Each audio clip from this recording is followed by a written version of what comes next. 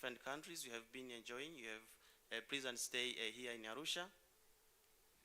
On behalf of HOTEL-ARUSHA, I would like to thank you very much for accepting our invitation and sparing your time to participate in this event. Honorable guest of honor, this side event has been organized by HOTEL-ARUSHA, Tanzania Human Rights Defenders Coalition, abbreviated as THRDC. THRDC is a coalition of human rights defenders in Tanzania and has been operating for more than 10 years now, since when it was registered in 2012. As of now, THRDC also has a branch office in Zanzibar, which is operating. THRDC is a membership organization comprising over 250 human rights organizations in Tanzania. Its overall goal is to contribute to the growth of civic space in which human rights defenders' working environment is improved in accordance with the UN Declaration on Human Rights Defenders of 1998, that today we are celebrating its 25th anniversary. Honorable guest of honor and members,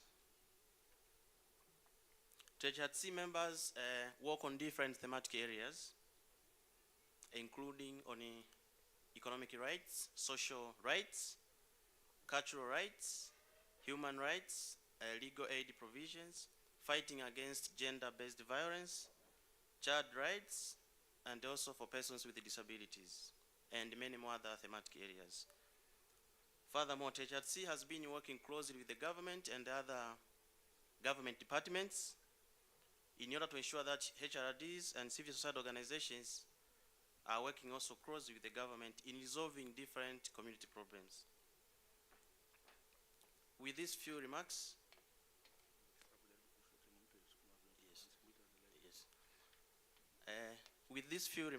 I would like now to introduce the participants, except for the members of the high table, who will be introduced by the national coordinator for THRDC. Yes, the participants, honorable guest of honor, we have the development partners and the representative of the diplomats community. Can you please stand up and show up your hands? Yes, you are most welcome. We have, yes, thank you very much. We have different government officials. Please, for those who are here, may you just stand up and show up your hands? Yes, thank you very much. Yes, we have THRDC board members. Can you please just show up your hands so that we can see you? Yes, thank you very much. We have also zonal coordinators, THRDC zonal coordinators. Yes, thank you very much. Some of them are here. We have different leaders of civil society organizations and human rights defenders. Can you please show up your hands? And the other invited guests. Yes, honorable guest of honor, after such a short introduction, together with me, I'll be moderating this event with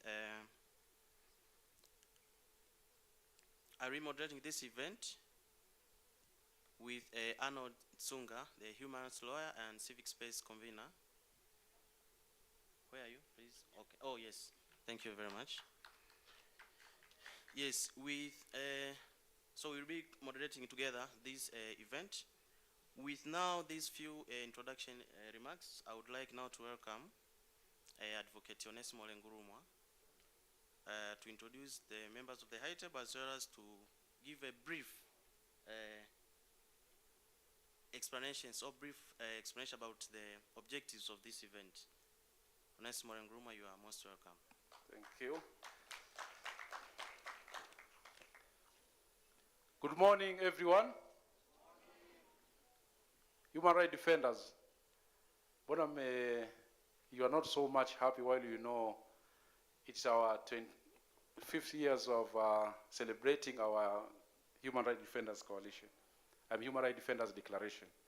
We have to be happy because we are here in Tanzania, and Geneva of Africa. Honorable Pindi Chana, Minister of Constitution and Legal Affairs. Honorable Remi Lumbu, Chairperson of the African Commission on Human and People's Rights. Madam Pili, the Chairperson of the Tanzania Human Rights Defenders Board of Directors. Ms. Adelaide from the International Service for Human Rights. Mr. Kamau Ngugi,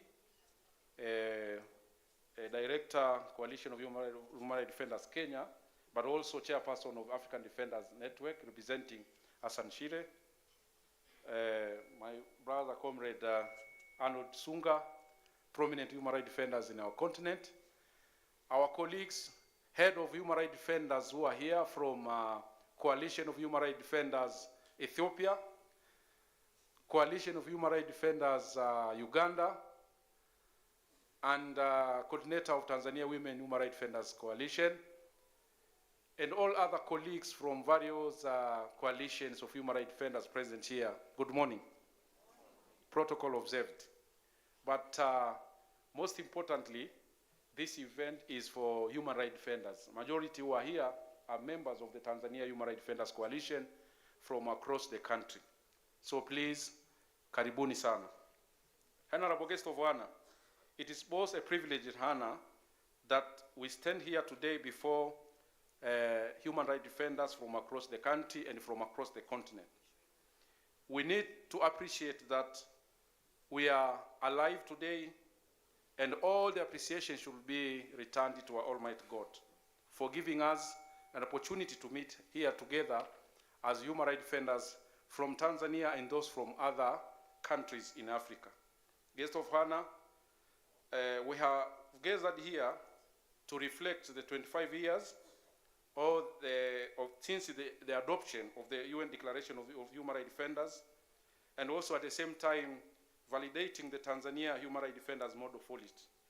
Therefore, in front of you, you have about 200 human rights defenders and the other 50 HRDs invited from various countries as part of participating or attending the 77 sessions of the African Commission.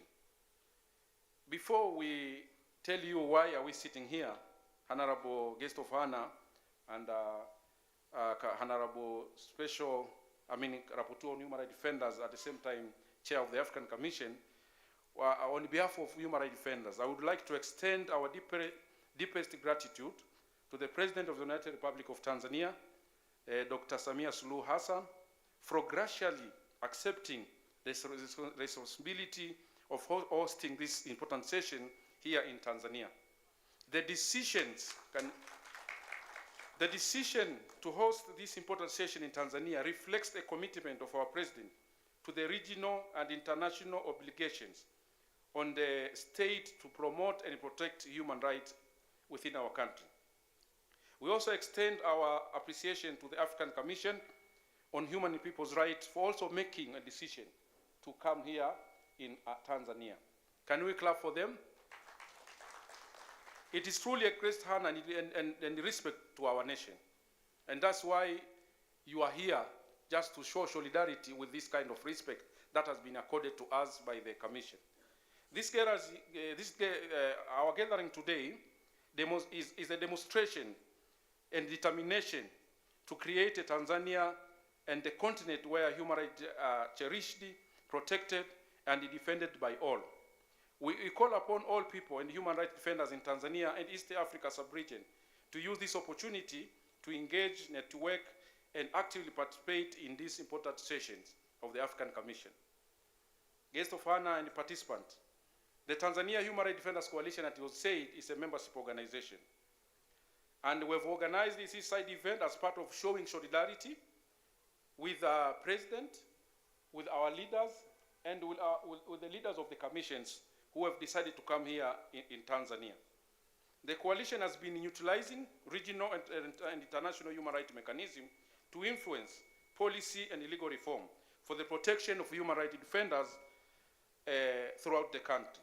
Through this goal, THRDC has been also capacitating and supporting human rights defenders to access and engage in these forums at various capacity. Therefore, the primary objective of this side event is to empower grassroots human rights defenders who are majority present in this room to participate actively in this 77th session of the African Commission, enabling them to interact with various actors from across the Africa and beyond, as you will see them even on the panel list. We also meet here just to validate the Tanzania Human Rights Defenders Model Policy, which will provide a room for our colleagues from other countries to give their inputs and beef up our HRD's model policy. Guest of honor, this year, as I said earlier, marks the 25 years of since the UN Declaration was adopted in 1998. Therefore, we have decided to use this side event to take a stock on how various countries, including Tanzania, have implemented this declaration. The declaration was adopted in 1998, has served as a beacon and hope and a global commitment to safeguard those who work tirelessly to protect fundamental rights and freedom.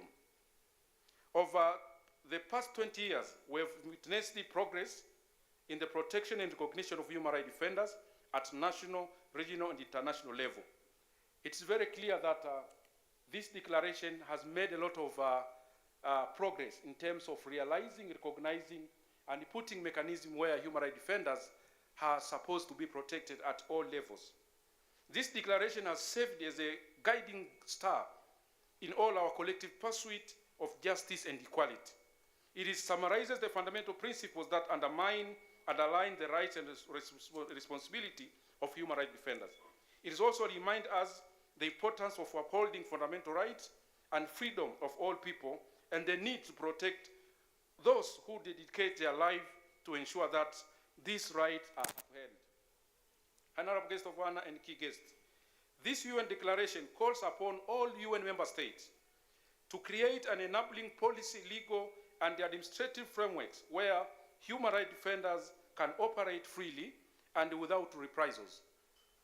The declaration also calls states to work closely with the human rights defenders and recognize their contribution to various development projects, including human rights-related programs. We appreciate the collaboration accorded to human rights defenders with the government of Tanzania that demonstrates the commitment to create an environment where our advocacy for protection of fundamental rights can flourish. Dear participants and human rights defenders, I would like to specifically acknowledge and commend Her Excellency Dr. Samia Suluhu Hassan, the President of the United Republic of Tanzania. She has shown a remarkable commitment to collaborate with civil society organizations to promote human rights and has taken deliberate steps to enhance democratic governance within our country. You all know how she has actually started with the various reforms and the 4 R's of reconciliation, rebuilding the nations, and creating such as resilience among ourselves as a country. So she has shown, she has dedicated, she had dedicated and evident, it is ever evident that through various initiatives, among others, the ongoing Mama Samia's legal aid campaign, for example, the criminal justice system reform that she has undertaken, and her expression of interest to rejoining the open government partnership. There's also increasing of women participation in decision-making. For example, now as we are sitting right now, the president of this country is a woman, the minister of the Constitutional Legal Affairs, she's a lady, and the principal secretary of the ministry, she's a lady, and director of human rights, she's also a lady. This shows that in terms of inclusivity, of gender balance, actually she has actually demonstrated it openly. Now, again now, we are sitting here as a Commission for Human Rights in Tanzania just because of these are some of the things that we need to appreciate our president, because I know my colleagues will prove me wrong here. It's not easy to find in some of the African countries.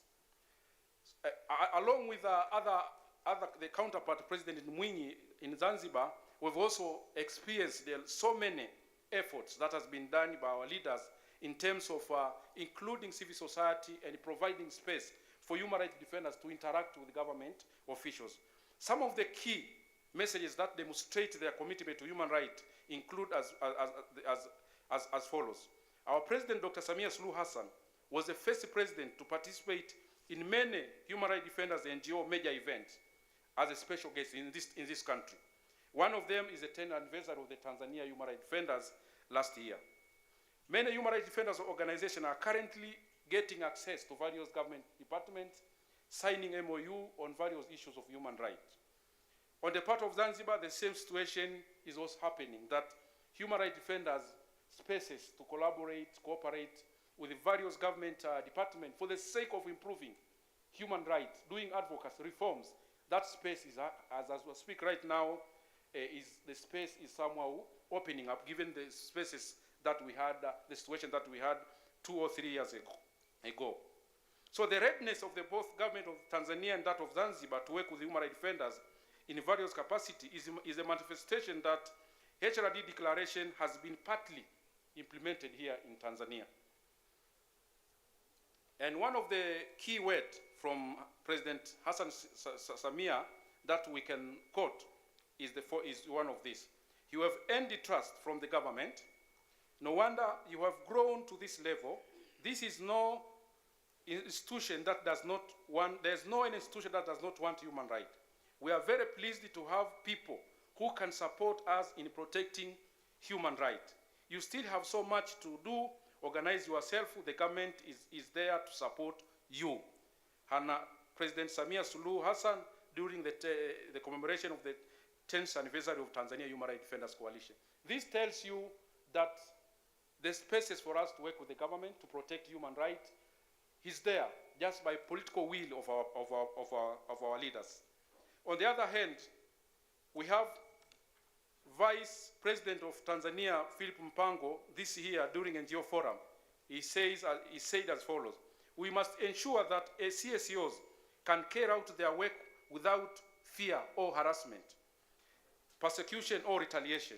We must create an environment where they can freely do their work in service delivery, advocacy for change. Our duty is to protect and empower them, provide them necessary resources, and protect them. So actually, by these two quotes, that tells you the political will of our leaders in the country when it comes to respect and protect human rights defenders is very high. It's very high, and we have to appreciate this, because that's where we need to see our leaders setting directives when it comes to human rights promotion and protection within our country. Now, Honorable Guest of Honor, despite this progress that we've made as a country under leadership of President Samia, still human rights defenders in Tanzania face some challenges, including restrictive laws that impede their operations. HRDs are frequently subjected to threats, harassment, intimidation where engaging in human rights protection in some parts of the country. HRDs continue to face unfounded legal charges, arbitrary arrest, and judicial harassment, contrary to the directives of our President Samia, oftentimes she has been recorded condemning arbitrary arrest and misuse of criminal justice within our country. Despite the political will of our top leaders to protect freedom of expression, many laws on civic space still limit freedom of assembly, association, and freedom of expression, making it difficult for defenders of human rights to operate effectively. Many local HRDs,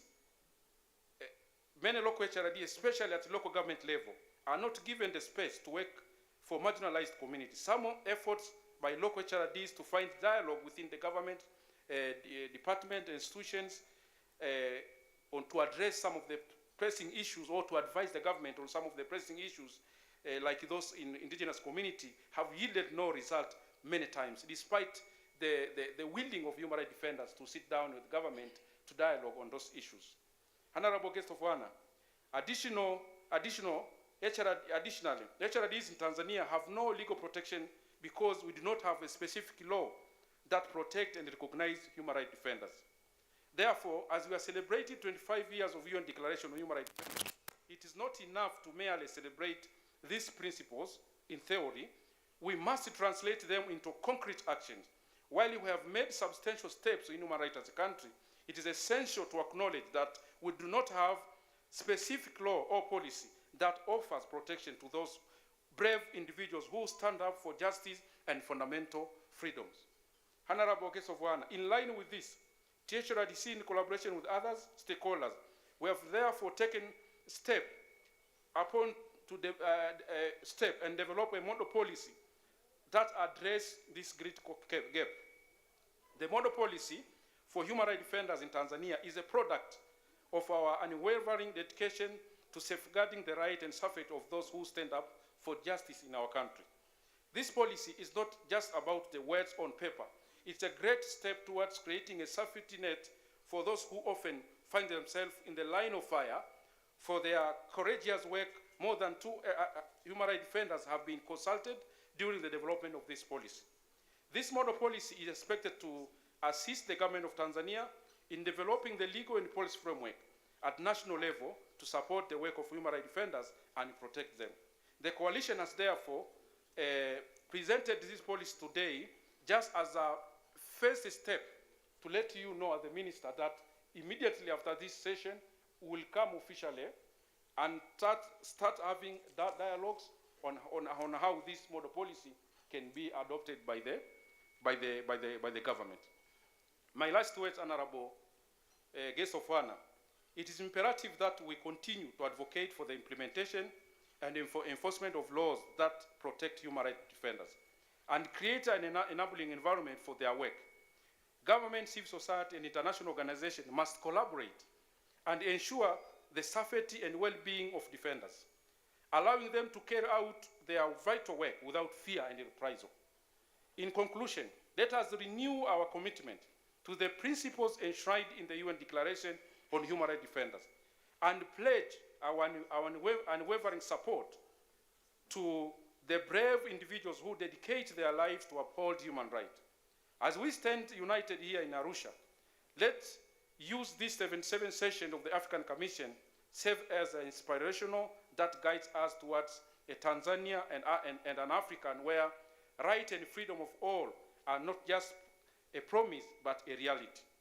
Let it be known that our collective determination, our commitment, and our resounding call for justice will echo across generations and inspire a legacy that is nothing short of astonishing in it has transformative impact on the world.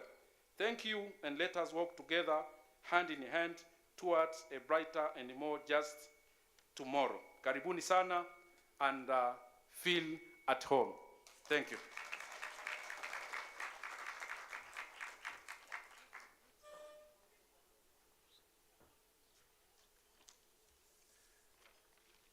Thank you very much, my brother Onesimo.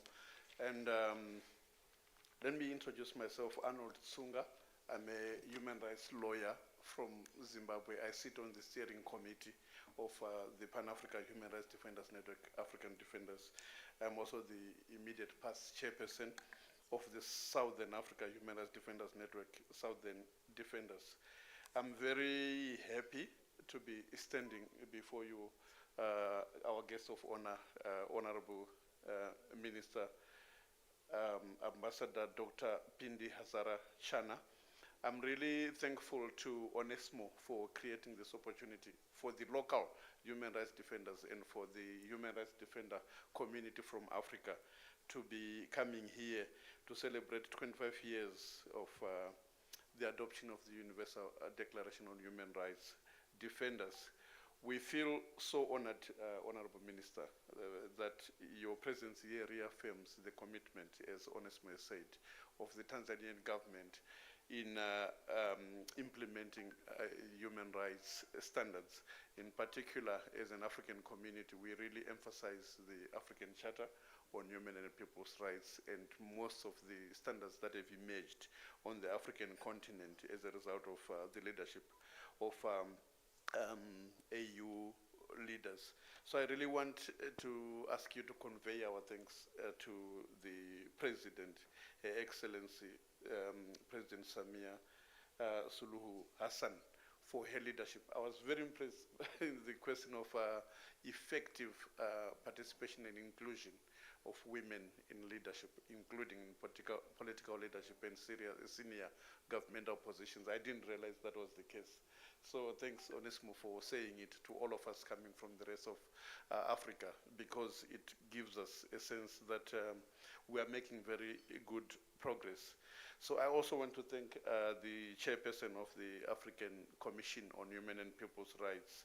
He's really our all-weather friend, as Onesmo said. He's a special rapporteur on human rights defenders, and I'm so happy that Onesmo, through this event, you have organized for our commissioner and dear friend as human rights defenders to be with us, in particular to be with the human rights defender community from Tanzania, and to get an opportunity to interact with the Africa policy community at the highest level in terms of protection of human rights.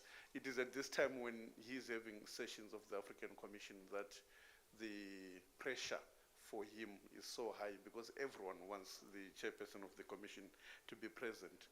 I also want to acknowledge the present here, I think, of other commissioners who may be here, to thank you in particular, Onesmo, as the national coordinator of the Tanzania Human Rights Defenders Coalition and the board chairperson, for your leadership in providing an opportunity.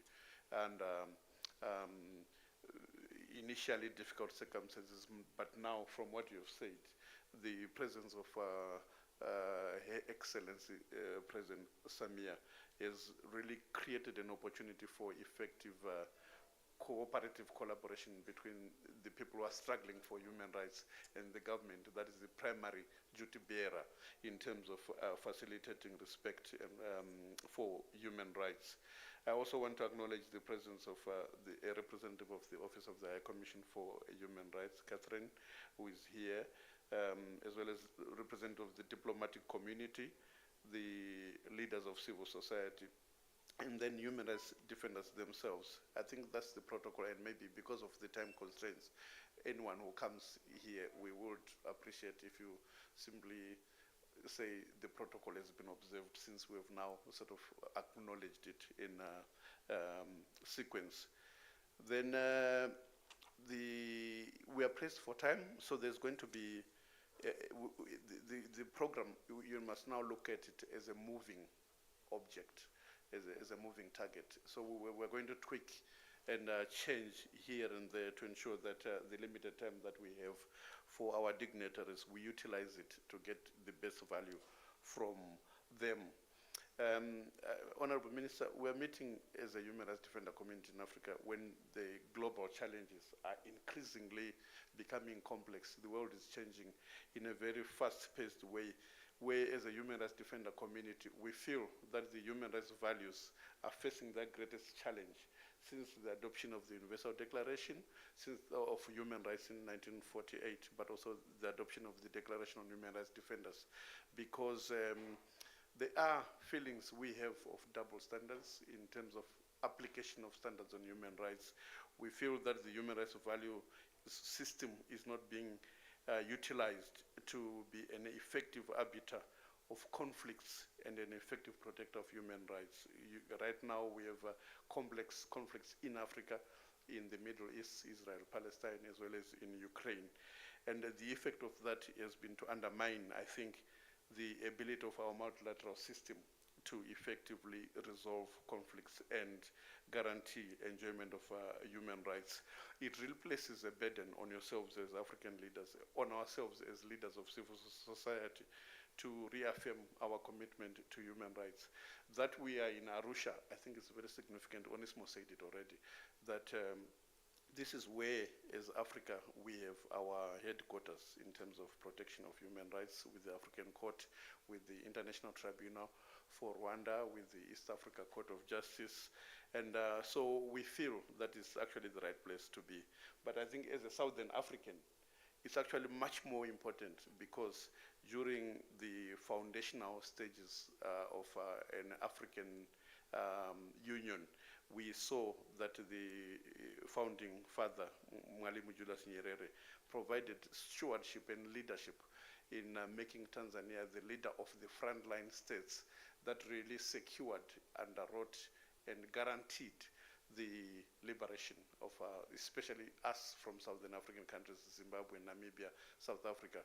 Without that leadership of Tanzania in terms of the fight for liberation of Africa from colonialism and the yoke of racial domination, we would not be where we are. So I think it's also quite significant that the African Commission is having their session here and that we are celebrating together with the community of human rights defenders so that you can appreciate how much we love Tanzania and we appreciate your leadership in entrenching the struggle for human rights that Onesmo has already spoken about.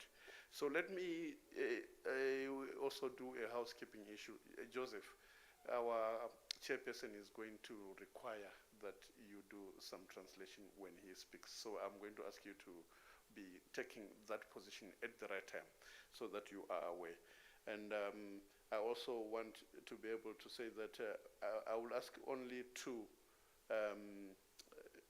leaders here, the African defenders, chairperson represented here by Kamau Ngugi, who is the chairperson of Defenders. And then I'm also then going to ask Kathy at the right time to come over and just give a brief introductory remarks. And it will be 3 minutes each. So Kamau, why wouldn't I give you your 3 minutes just to say a few remarks? You will be speaking from here.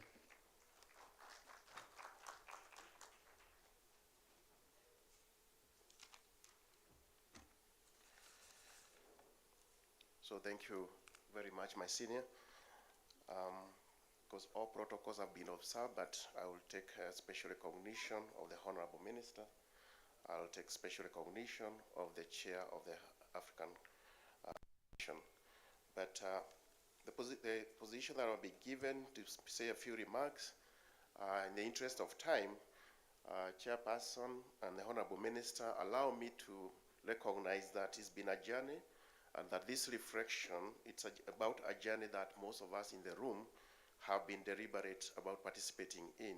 And please allow me to take this moment to recognize the presence of a number of leaders from the various networks that form part of the African Defenders Network.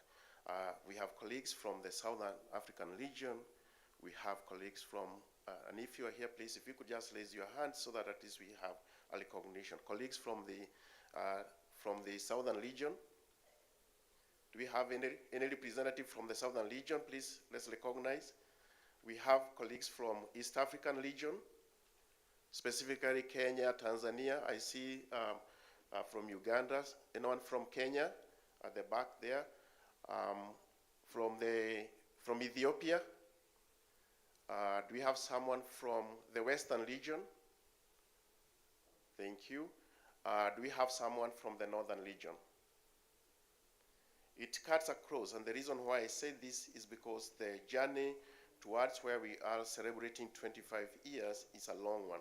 I stand here to represent the chairperson for the African Defenders, but also in my capacity as the chairperson of the Eastern Horn of Africa Human Rights Defenders Network. I want to say that it's been a journey ever since that convening that took place in Johannesburg, and the convening that took place in 1998 was simply about human rights defenders being concerned by the rate of extrajudicial killings and forced disappearances and other reprisals just because of speaking truth to power, just because of highlighting human rights violations in the sub-region.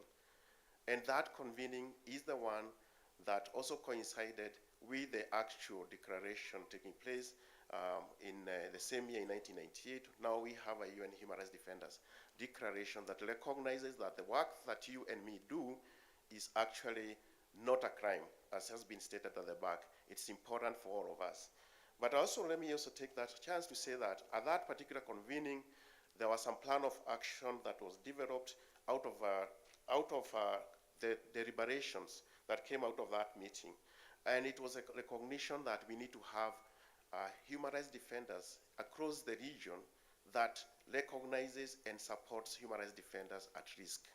And because of that, that's why we have seen the growth growth and the emergency of these groups that are mentioned in each of the region, and of course you've seen the representation from across the region.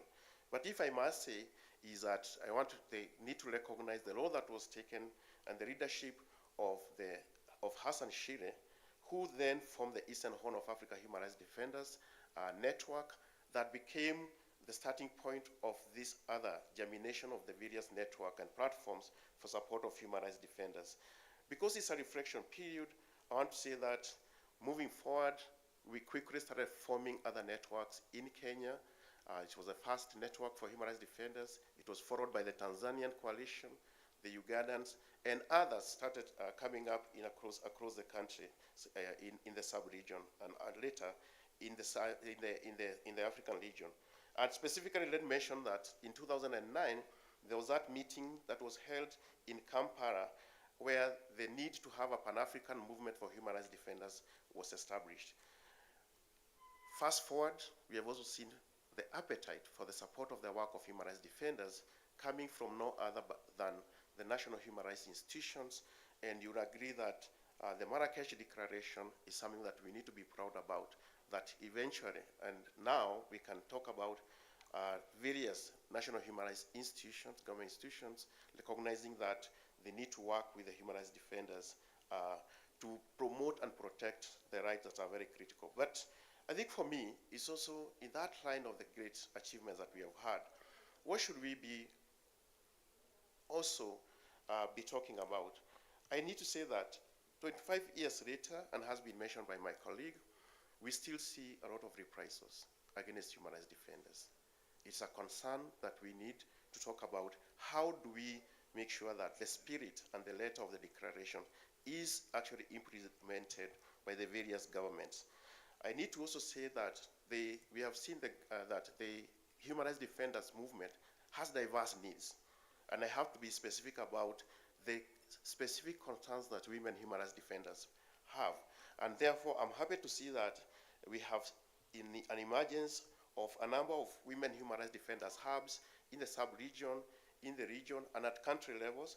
But more importantly is that as a nation, we hope various nations, various countries should prioritize the fact that women still continue to suffer, to be extremely targeted just because of being women. And I think that's, we need to work very hard.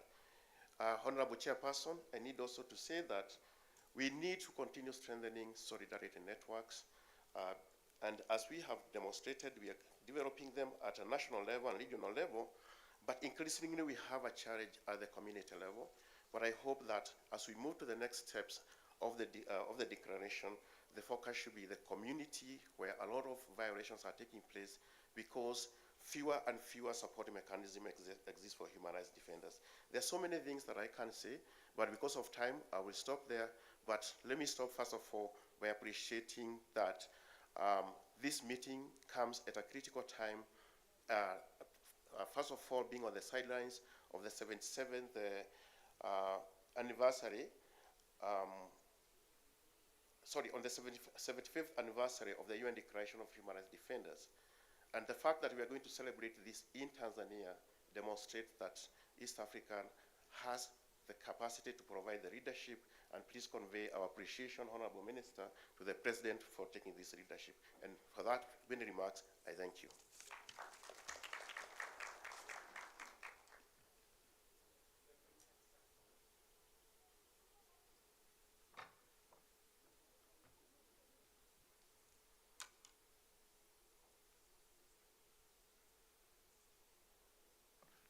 Thank you very much, Hassan and Catherine. Excellent for reacting so fast. After Catherine, I'm going to ask Washington Katema, and then after Washington, Adelaide. So all of you, I'm going really to ask you to be as brief as you can. No more than 3 minutes. 2 minutes will be excellent. Thank you. I will try. Thank you very much. Given that all protocols have been observed, I'll just recognize the presence of Honorable Minister Hassan Achana, and the presence of Honorable Chairperson of the African Commission on Human People's Rights. My name is Catherine Depreux-de-Batz. I'm Regional Gender Advisor at the UN Human Rights Office, East Africa Regional Office. And I'm standing here for our regional representative, Mr. Marcel Akpovo, who was unfortunately called in an unexpected and urgent meeting and could not be present today, but he sent his apologies. So it's a pleasure really to be here today while we celebrate, obviously, in addition to the 25th anniversary of the UN Declaration of Human Rights Defenders, the also celebration of the 75th anniversary of the Universal Declaration of Human Rights and the 20th anniversary of the Maputo Protocol on the Rights of Women in Africa. This is, I think, an opportunity to step back and reflect at a time where the civic space is shrinking globally and where human rights defenders are subject to a rise of attacks, especially those defending the rights of the most marginalized and excluded, and those defending so-called sensitive or contentious issues or challenging the status quo, such as those working on sexual and reproductive health and rights, environment and land rights, among others. In this context, the work of human rights defenders, including women human rights defenders, and I really appreciate the fact that my predecessor really mentioned very clearly the work of women human rights defenders, so their work is more needed than ever. My office is deeply committed to supporting the work of human rights defenders, including networks, coalitions, or meshworks, as some men name it, of human rights defenders, including specific networks of women human rights defenders and advocating for the protection of their human rights and the creation of an enabling environment for all human rights defenders. Let me just say a few words on women human rights defenders, very briefly. I know it's been mentioned already, but I think it's really important. Because even though the restrictions of and attacks on the civic space affect all rights defenders, I think that women human rights defenders are facing particularly pernicious and specific attacks for who they are and the ideal that they fight for. Compared to other human rights defenders, these attacks are often more personal, targeting themselves but also targeting their loved ones. They must endure harmful anti-gender narratives and smear campaigns, exclusion, marginalization, and barrier in accessing decision-making spaces. In this context, solidarity with women human rights defenders and among human rights defenders is critical. I'm therefore thrilled to see women human rights defenders present here at this meeting. And women human rights defenders leading coalitions, networks, and meshworks, as mentioned, at the national, regional, and continental level. So I want here to acknowledge the presence of Hilda Stewart, who is leading the coalition of Tanzania Women Human Rights Defenders.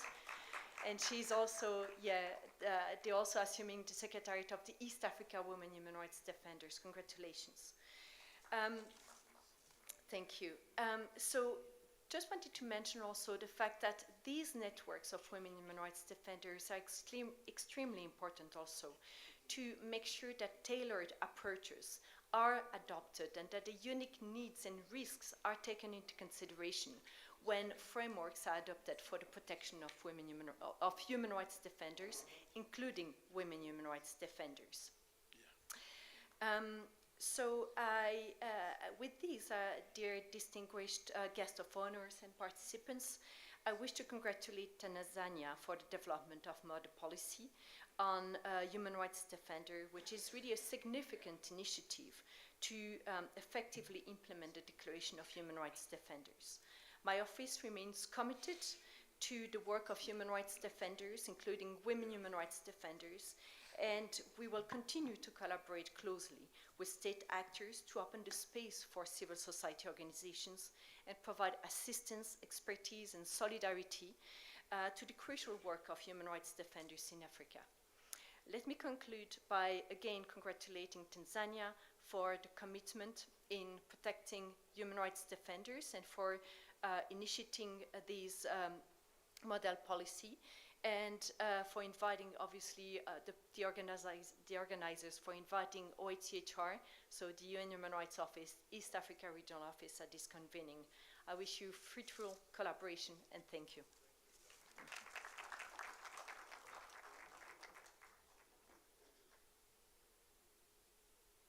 Hello. Yeah, thanks a lot, Catherine. Washington, you've got 2 minutes. I'm just going to ask everyone who is speaking to try and stick to 2 minutes. Sia Mahenge, please, you're also part of the 2 minutes. Thank you. Thank you so much, Comrade Moderator. I stand on the already observed protocol, and with due respect, Comrade Minister and Chairperson. Fraternal greetings in the full name of active solidarity. I just want to thank you, especially the delegates here present. Some of you have traveled over days to be here. We don't take this for granted. And we want also to utilize this platform to acknowledge and celebrate the achievements, the resilience and tenacity you have exhibited over the last number of years. It's not easy to be a human rights defender, worse to be a woman human rights defender. It's a thankless job. For that service and sacrifice, for the resilience and tenacity, we bring you hope and solidarity from the people of Southern Africa. As a human rights defenders movement, we will always stand with you. We are here to make sure that you are safe but not silenced. And to our colleagues from the supply side institutions, I'm talking of the Ministry, Human Rights Commissions, we are not enemies. And human rights defending is not a crime. We are here to complement each other's efforts towards the realization of the Tanzania we want, towards the realization of the Africa we want, and towards the realization of the world we want. And allow me to say that we stand on the firm and broader shoulders of Kambarage Julius Mwalimu Nyerere. We stand on the firm and broader shoulders of Ali Hassani Mwinyi. We stand on the shoulders of Kwame Nkrumah, on the shoulders of Wangari Maathai, on the shoulders of Nelson Rolihlahla Mandela. We are here to fulfill the promises of the liberation struggle, which is to have a human rights respecting democratic developmental society and state in our lifetime. And as I learned, let us use this platform to celebrate some of the greatest achievements we have realized since 1998 General Assembly Resolution 53-144, which resulted in the UN Declaration on Human Rights Defenders.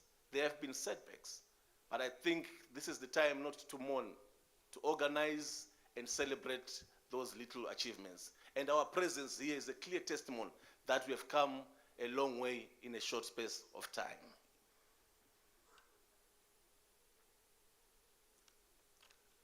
I also want to share with you that as Southern Africa Human Rights Defenders Network, we'll be hosting our regional summit in November 22 to 24 in the beautiful city of Windhoek in Namibia. And I hope to see you there.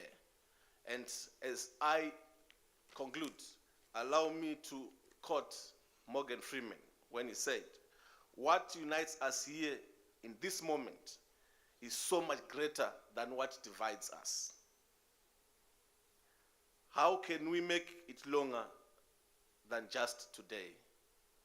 Food for thoughts. Thank you so much.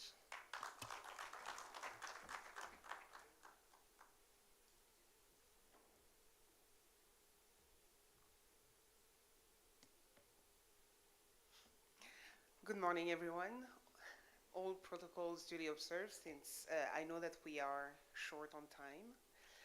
Let me first start by congratulating our partner, the Tanzanian Human Rights Defenders Coalition, for organizing an event which gathers so many defenders from all over the country, and thanking them for inviting me to speak on such an important topic as the implementation of the UN Declaration on Human Rights Defenders.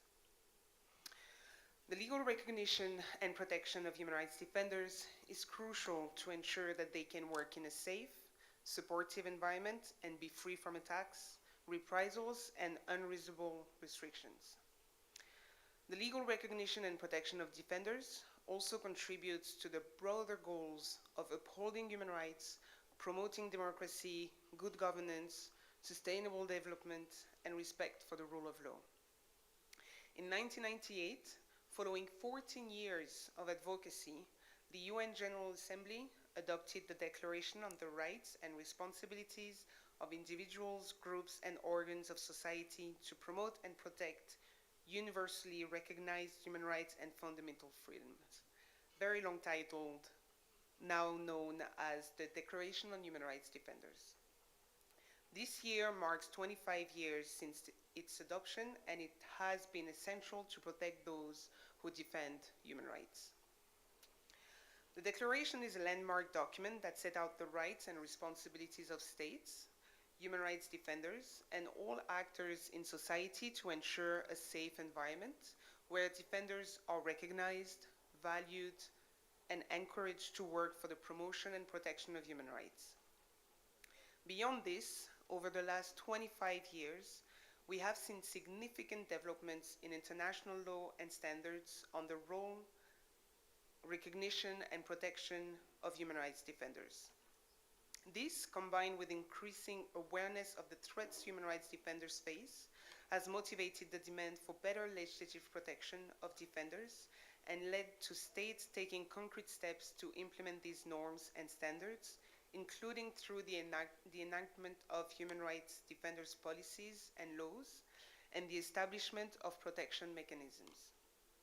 In Africa, in the past 10 years, 5 countries adopted specific laws protecting the rights of defenders, recognizing the needs and obligations that followed the adoption of the UN Declaration.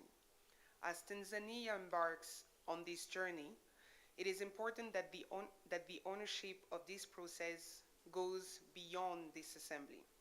It is important that marginalized and discriminated against groups, such as women defenders, are included in this process. I wouldn't do my remarks justice if I didn't say more about women. Women human rights defenders have historically been at the forefront of human rights progress relating to gender and equality, creating and implementing campaigns for change. Women defenders face multiple and intersecting forms of discrimination and violence, both because of the work they do and because of who they are. They face unique challenges driven by deep-rooted discrimination against women and stereotypes related to gender and sexuality. In addition to the risks of threats, attacks, and violence faced by all defenders, women defenders are exposed to specific risks, and those need to be accounted for in any process leading to the strengthening of legal frameworks protecting defenders. Defenders are drivers of change, and I do hope that in Tanzania, as it has been the case in other countries in Africa, they will be recognized as such and protected as prescribed in the UN Declaration, making Tanzania the first Eastern African country to adopt such a policy or law. Thank you very much. Nesia.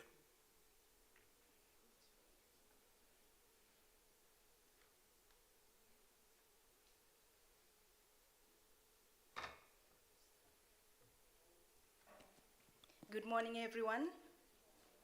Good morning once again. Morning. Thank you. I'm standing here. My name is Nesia Mahenge. I'm the Country Director for CBM International, based in Tanzania. For the interest of time, I would like to acknowledge the presence of our guest of honor, Dr. Pindi Chana, Minister of Constitutional Affairs and Legal Affairs, and also the chairperson. And thank you very much, Mr. Onesmo, for the invitation. It is both a privilege for me to be here today as we are reflecting on the 25 years of the UN Declaration on Human Rights Defenders. And specifically, I'm here to speak about the persons with disabilities and the inclusion for them when it comes to justice.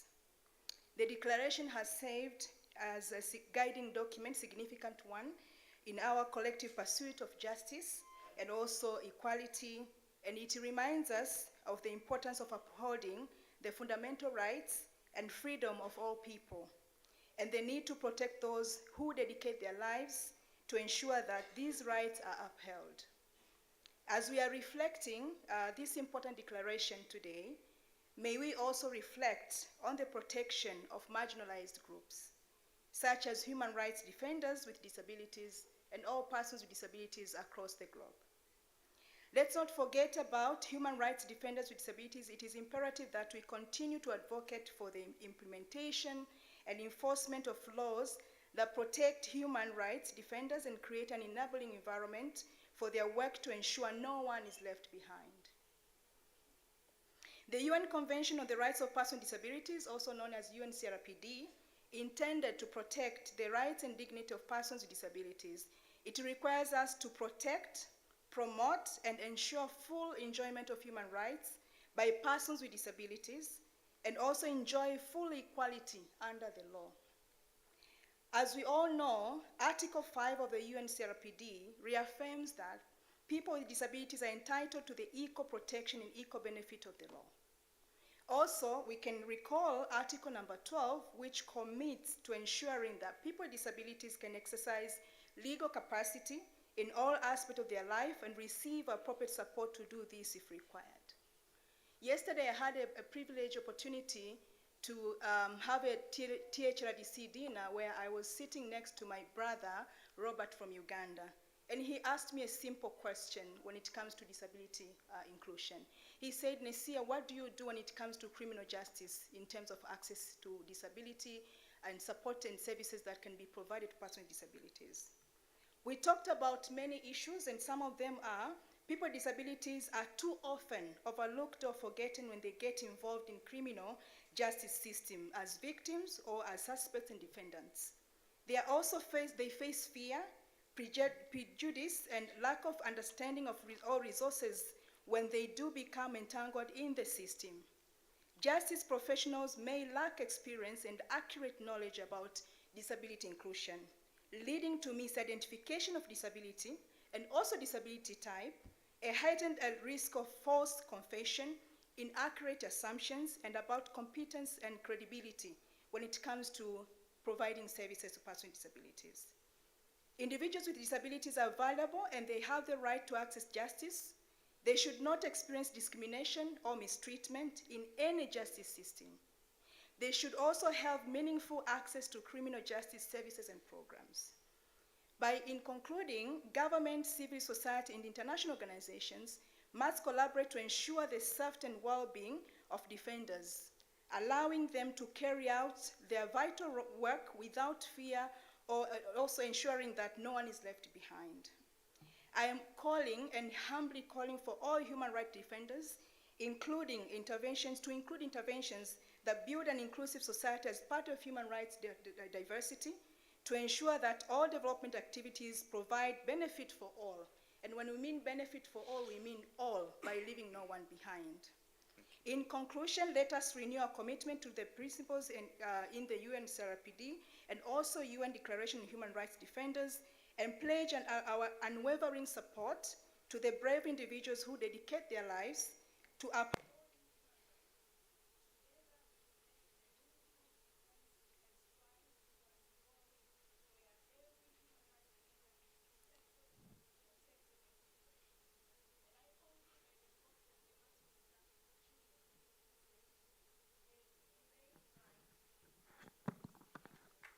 Okay, thank you. Thank you very much. Let me thank all the civil society leaders who have given very brief remarks ahead of the remarks that are going to come from our chairperson at the African Commission, as well as our chief guest. And at this moment, let me invite the chairperson of the African Commission on Human and People's Rights, the Special Rapporteur on Human Rights Defenders, our all-weather friend, Professor Remy, please.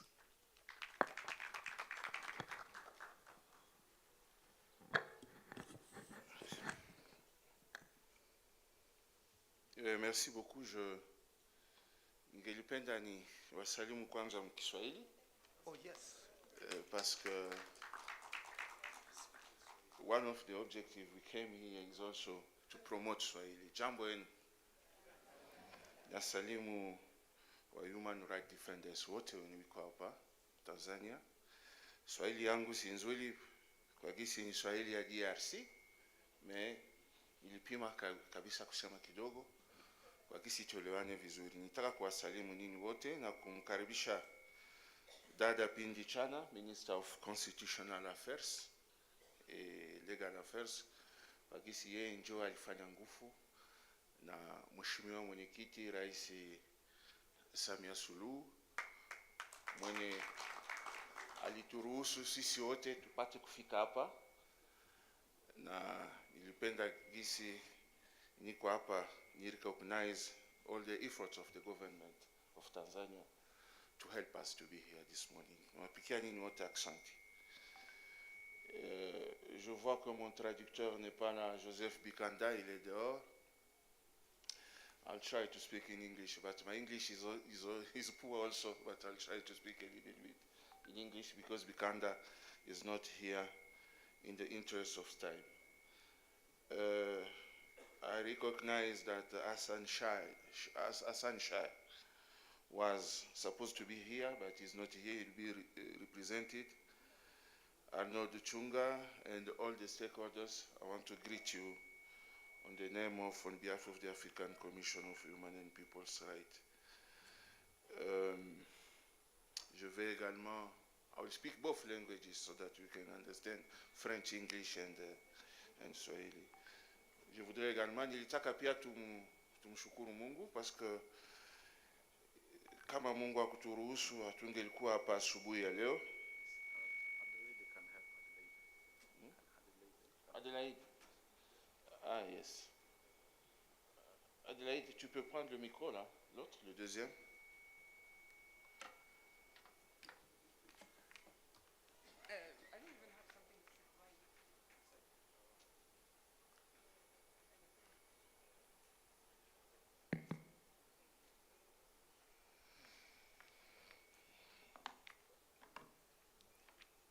Donc, pour faire rapidement, je ne vais pas lire des discours parce que si je lisais les discours, le temps de lire, le temps de traduire, ça risque de nous prendre plus de temps que prévu.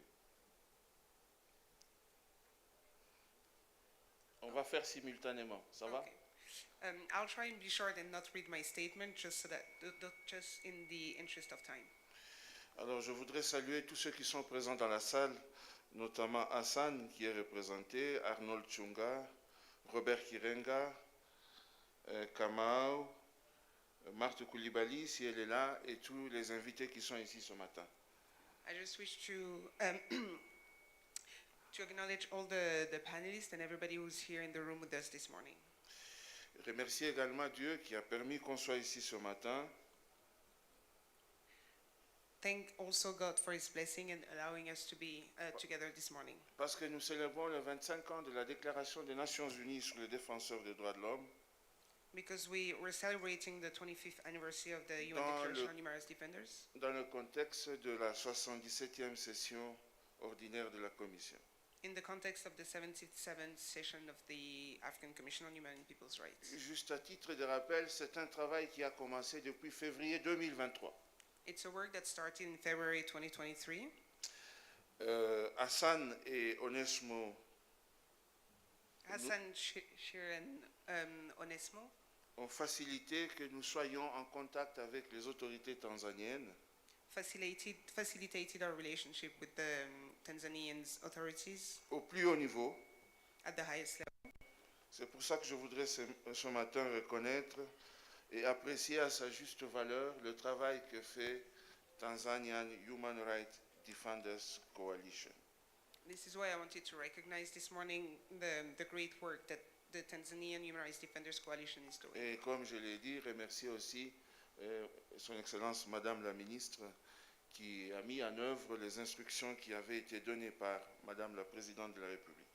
And thanking Madam Minister who graciously implemented the instructions of the President of the Republic. Alors pour rappel, la Commission africaine, comme vous le savez, conformément à l'article 45, The African Commission on Human and People's Rights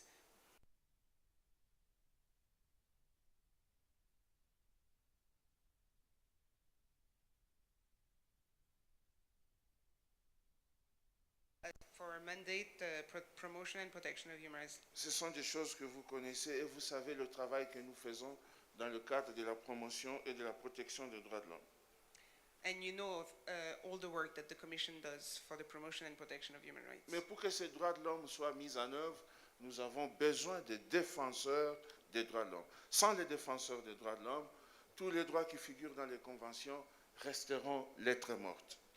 But for the implementation of those rights, we need human rights defenders. Otherwise, all those rights guarantees in international conventions will remain on paper. C'est la raison pour laquelle cette déclaration dont on célèbre le 25e anniversaire This is why this declaration, for which we're currently celebrating the 25th anniversary, indique clairement qu'il faut soutenir le travail des défenseurs des droits de l'homme. clearly indicates that we must support the work of human rights defenders.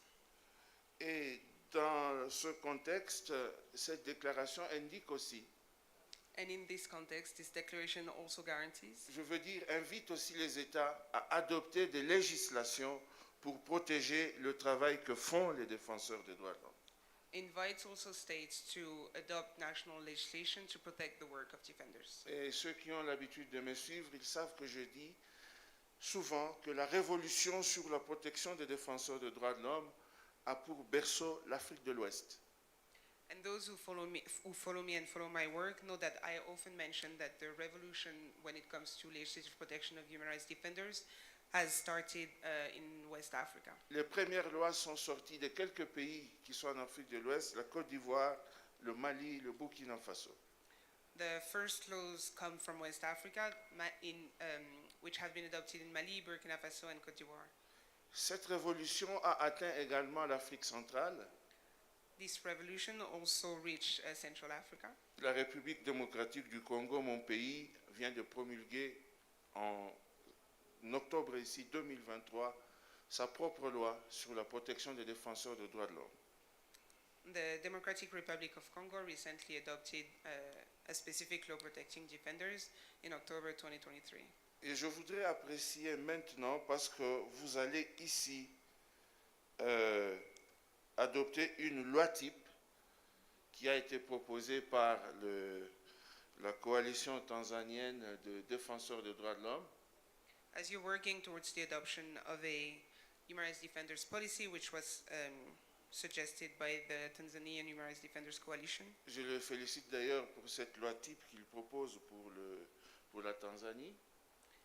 I take the opportunity to congratulate him for working on this document. Je voudrais reconnaître le travail qu'a fait également Arnold Tsunga dans la zone d'Afrique australe.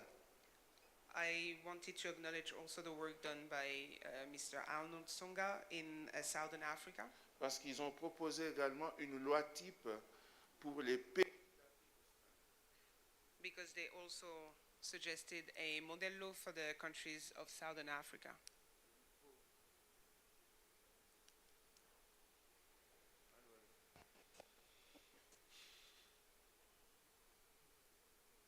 Allô.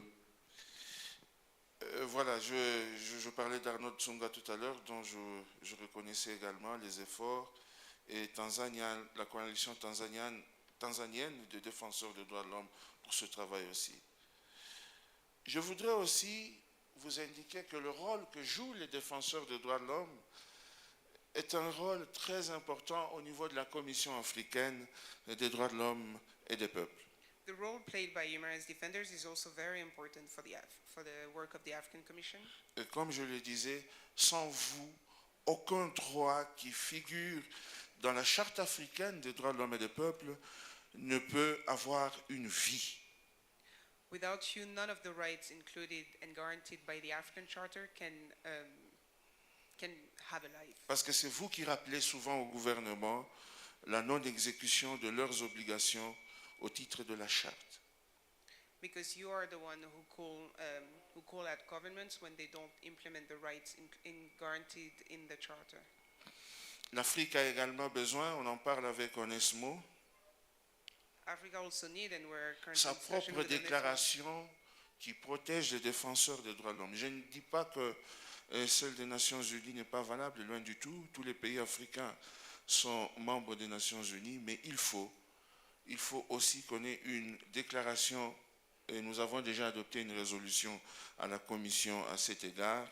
Nous travaillons pour que l'Afrique ait également sa propre déclaration qui protège les défenseurs des droits de l'homme. So we think that it's important also that Africa has its own regional declaration protecting human rights defenders, not to say that the UN Declaration on Human Rights Defenders is less valuable, but we're currently in discussion with UNESCO to work on this regional declaration, and a resolution has already been adopted at the African Commission's level. Et je pense que cette année, l'année prochaine, nous devons produire cette déclaration parce que nous y travaillons.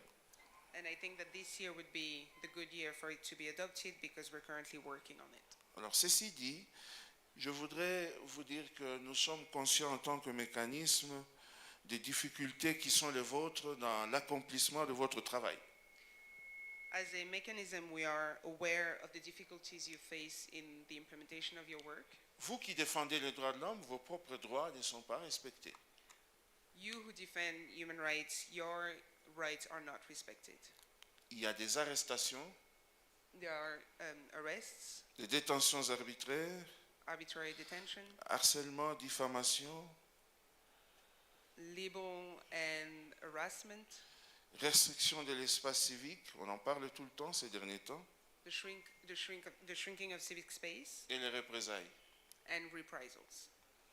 Vous vous rappelez l'un des défenseurs des droits de l'homme, le dernier qui a subi les atrocités de la part d'un gouvernement en Afrique australe et dont on a déploré l'assassinat odieux. Je pensais avoir vu sa femme dans la salle, mais je pense que je me suis trompé. And you all remember this defender from Southern Africa who was brutally murdered very recently, and I thought that I saw his wife in the room, but I may be mistaken. Je pense que même les organisations pour lesquelles vous travaillez, les mécanismes pour lesquels vous travaillez, subissent également les harcèlements et les représailles des gouvernements. The organizations for which you work, I'm sure, also fall under violations committed by the government. En termes, par exemple, des autorisations qui ne sont pas accordées à certaines organisations, For example, organizations not being authorized to operate, les limitations qui sont mises en place pour que vous ne puissiez pas faire un fundraising adéquat pour financer vos activités. limitations in the possibilities of fundraising, Et également le régime des autorisations auxquelles sont soumises vos manifestations, alors que nous avions déjà proposé, que beaucoup de pays ont écrit ça dans leur constitution, que ce soit plutôt un régime d'information. and the request for authorization when you want to organize a protest, when international law provides for it to be only following information of the government and not authorization. Nous savons que si vous êtes harcelé, vos familles le sont également. We know that if you are being harassed, your family usually are too. Mais ne baissons pas les bras But let's stay motivated, et ne considérons pas les gouvernements comme nos ennemis, and let's not consider that all governments are our enemies. prenons-les comme des partenaires avec qui nous voulons construire des pays meilleurs. But rather like partners with whom we want to engage to Soyons leurs build a better conseillers, country. soyons leurs conseillers Let's be their counsel. Donnons-leur les recommandations nécessaires pour qu'ils améliorent la gestion des sociétés. Let's give them better information so that they are able to follow good governance. Et vous avez la chance dans ce pays d'avoir une maman comme chef d'État et une ministre constitutionnelle affaires comme femme. Les femmes sont beaucoup plus à l'écoute des problèmes que les hommes. And you're lucky in this country to have a mother as a president of the country, a woman as your Minister of Legal Affairs and Constitutional Matters, because women are more sensitive to listening to your Et comme mon rôle, c'est de faire le plaidoyer, je voudrais spécialement faire une demande à Madame la Ministre And as I'm here to advocate, I would like to submit a request to Madam Minister d'aider la coalition tanzanienne des défenseurs des droits de l'homme to help the Tanzanian Human Rights Defenders Coalition à présenter un projet de loi au gouvernement pour la protection des défenseurs des droits de l'homme ici. to present a draft law to the government on the promotion and protection of the rights of defenders. Ils ont l'expertise nécessaire, They have the necessary expertise. qu'ils vous présentent leurs premiers travaux et nous espérons que vous serez notre ambassadeur auprès des institutions notre ambassadrice auprès des institutions gouvernementales parce que c'est à vous que reviendra la dernière décision. They are about to present to you the work that they did, and we hope that you will be their ambassador in front of the rest of the government. Je n'ai aucun doute parce que Madame la Ministre est aussi ambassadrice. And I have no doubt that you will be, because I know that you are also an ambassador. Et pour terminer, je voudrais dire un mot sur les femmes défenseurs des droits de l'homme And to finish, I would like to say a word about women human rights defenders qui subissent des risques spécifiques en tant que femmes. who face specific violations because they are women. Je voudrais les encourager I would like to motivate them à travailler au maximum de leurs capacités to work to the best of their abilities pour que le travail qu'ils font so that the work that they do puisse être bénéfique à l'ensemble de la communauté des citoyens en Tanzanie ici et en Afrique de manière générale. so that the work that they do benefit all citizens in Tanzania and more broadly in Africa. Et vraiment, avant de terminer, je ne voudrais pas ne pas vous dire que je n'étais pas venu seul. And before I end my remarks, I wanted to add that I didn't come here by myself. Je suis venu avec la commissaire Lita Musini au Ghana, I came here with Commissioner Lita, que peut-être d'autres ne connaissent pas, mais pour la circonstance, elle a un foulard jaune. but that maybe not all of you know, but yeah. Je voudrais que vous reconnaissiez sa présence ici parce que c'est aussi une très grande défenseuse des droits de l'homme I would like you to recognize her presence, because she's also a very prominent women human rights defender qui a longtemps travaillé dans les institutions de l'Union africaine. who has been working for a very long time in the African Union's institutions. Permettez-moi d'arrêter ici, dans l'intérêt du temps, les organisateurs. Je voudrais vous remercier parce que maintenant, nous devons écouter notre ministre. Comme je suis ici, c'est également ma ministre parce que si quelque chose m'arrive ici, c'est elle qui va me protéger. Thank you very much, and I will now pass on to the Minister for her remarks, and thank you very much for your time. Merci à vous tous.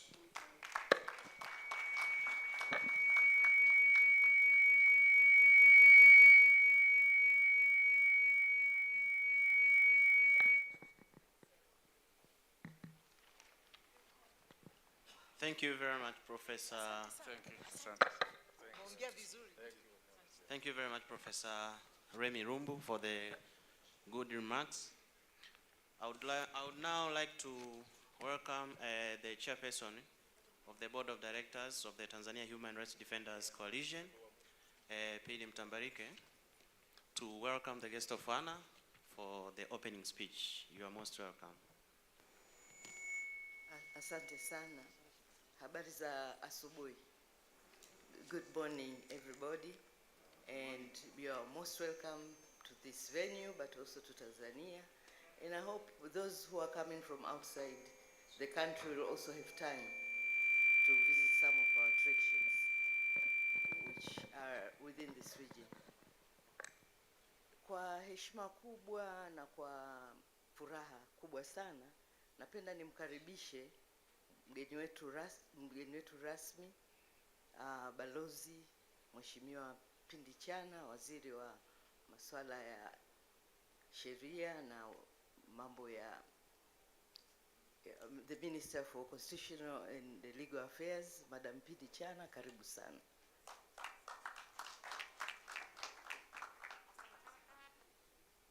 Mama Samia mbele, Samia mbele mbele.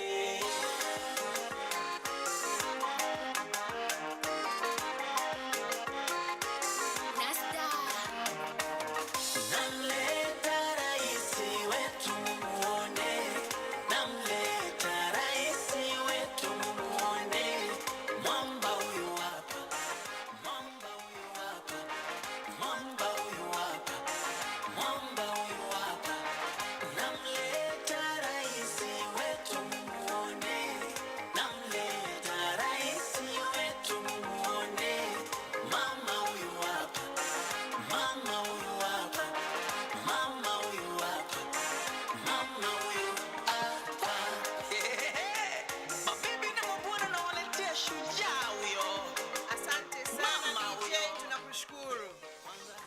Tunataka tuwape vionjo wageni wetu. Wa Tanzania tuna mila na desturi. Tanzania oye! Dr. Samia Suluhu Hassan oye! Na wasalimu kwa ile salamu ya jina la Jamhuri ya Muungano wa Tanzania. Sasa tuna lugha ya Kiswahili, na hivi sasa Kiswahili kinatumika katika ngazi ya Umoja wa Afrika. Kwa hiyo naomba nitumie Kiswahili, lakini baadaye mkurugenzi kutoka kwenye wizara yetu ya Katiba na Sheria atakuja kufanya summary ya kile nilichoongea. Tanzania oye! Kwa wale ambao mko jirani basi mtaona jinsi ya kuwatafsiria, lakini tutapata tafsiri kamili. Asanteni sana. Nichukue nafasi hii, hivi sasa tunataka kubidhaisha Kiswahili. Hivyo hatuna budi kutumia lugha yetu ya taifa. Kwa heshima na taadhima nitambue uwepo wa Profesa Remi Lumbu ambaye ni mwenyekiti wa Tume ya Afrika ya Haki za Binadamu na Watu na mwangalizi maalum wa watetezi wa haki za binadamu Afrika. Lakini pia nitambue uwepo wa ndugu Hassan Shire, mwenyekiti wa mtandao wa watetezi wa haki za binadamu Afrika, ndugu Arnold Sunga, mwenyekiti aliyepita wa mtandao wa watetezi wa haki za binadamu kusini mwa Afrika, wakili Onesmo Olengurumwa, mratibu wa taifa wa mtandao wa watetezi wa haki za binadamu Tanzania, ndugu Robert Kirenga, mkurugenzi mtendaji wa mtandao wa kitaifa wa watetezi wa haki za binadamu Uganda. Nitambue uwepo wa makamishna wote wakiongozwa na Kamishna Rita. Lakini pia nitambue uwepo wa ndugu Kamau Ngungi, mkurugenzi mtendaji wa mtandao wa watetezi wa haki za binadamu Kenya, meneja mwandamizi wa programu ya Afrika huduma za kimataifa za haki za binadamu Pedan Marth Kaulibali, mratibu wa taifa wa mtandao wa watetezi wa haki za binadamu, huyu anatoka Ivory Coast, washiriki wote kutoka wizara na taasisi za serikali, ndugu wawakilishi wa wadau wa maendeleo, ndugu wanachama wa mtandao wa watetezi wa haki za binadamu Tanzania, watetezi wa haki za binadamu kutoka bara la Afrika, wawakilishi wa asasi za kiraia, vyombo vya habari. Kwa mara nyingine na wasalimu kwa ile salamu ya jina la Jamhuri ya Muungano wa Tanzania. Ndugu washiriki wenzangu, awali ya yote napenda kuchukua nafasi hii kumshukuru sana Mwenyezi Mungu mwingi wa rehema kwa kutusafirisha sote kufika hapa Arusha, kwa kutujalia pumzi na uhai na kutuhakikishia sote tuko hapa kwenye jiji letu muhimu maarufu la kimataifa, jiji la Arusha. Niseme karibuni Arusha, karibuni Tanzania, wageni wetu, karibuni sana na mjisikie mko nyumbani. Naelewa kwamba kikao hiki kimeandaliwa mahususi kama kikao cha pembezoni kwa kuzingatia kikao cha 77 cha Kamisheni ya Afrika ya Haki za Binadamu na Watu, ambacho nchi yetu mashuhuri ya Tanzania imenufaika kuwa mwenyeji wa kikao hiki hapa Arusha. Shukrani za pekee zimwendee rais wetu mpendwa, naye sio mwingine ni Daktari Samia Suluhu Hassan. Dr. Samia Suluhu Hassan oye! Tunamshukuru sana rais wetu mpenda watu, rais makini, na sio tu ameridhia kikao hiki kuja kufanyika hapa Arusha, lakini rais wetu pia ni muumini wa masuala ya haki za binadamu. Kupitia rais wetu tumeona mambo mengi makubwa yamefanyika nchini ndani ya miaka miwili ya utawala wa rais wetu Dr. Samia Suluhu Hassan. Hivi sasa kama walivyosema watangulizi, tuna kampeni maalum ambayo inaitwa Dr. Samia Legal Aid. Hii ni kampeni ambayo rais ametutuma mwende kwa Watanzania, muwasikilize wana changamoto gani, muwaelekeze namna ya kutatua hizo changamoto. Kwa hiyo tupo katika mkakati wa Dr. Samia Suluhu Hassan Legal Aid. Tumekwenda Kigoma, tumekwenda Simiyu, tumekwenda Dodoma, Ruvuma, na tutafika Tanzania nzima tuwaelimishe wananchi wanapokuwa na changamoto mbalimbali masuala ya haki za binadamu. Wanayo haki ya kupata kusikilizwa, haki ya kuwasilisha changamoto na matatizo yao katika maeneo ambayo tumejiwekea wenyewe, kuanzia ngazi ya kitongoji, ngazi za vijiji, ngazi ya kata, wilaya mpaka taifa. Tumehakikisha kila kijiji kina serikali ya kijiji na mwenyekiti wa kijiji yuko hapo. Kila kata ina diwani na baraza la maendeleo la kata, kila wilaya, lakini pia mifumo ya mabaraza ya kata, mifumo ya mahakama kuanzia za mwanzo. Hivi karibuni Mheshimiwa Rais ameteua majaji wa kutosha ili mtu anapotaka haki yake isicheleweshwe, na upande huo pia tunaenda vizuri. Dr. Samia Suluhu Hassan oye!